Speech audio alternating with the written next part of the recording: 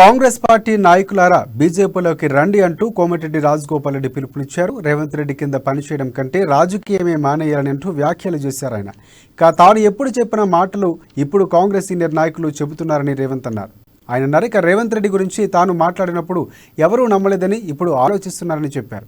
డబ్బులు ఇచ్చి పీసీసీ పదవి తెచ్చుకుండు అని రేవంత్ రెడ్డిపై విమర్శలు చేశారు. నల్గొండ జిల్లా చండూరు మున్సిపాలిటీలో గాంధీజీ విద్యాలయంలో నిర్వహించిన అయ్యప్ప పడిపూజ కార్యక్రమంలో ఆయన మాట్లాడారు. కేసీఆర్ అవినీతి బయటకు తీయాలంటే బీజేపీతోనే సాధ్యమని కోమటిరెడ్డి రాజగోపాల్ రెడ్డి అన్నారు. కుటుంబ పాలన పోయి ప్రజాస్వామ్య పాలన కావాలంటే బీజేపీతో పనిచేయాలని అన్నారు.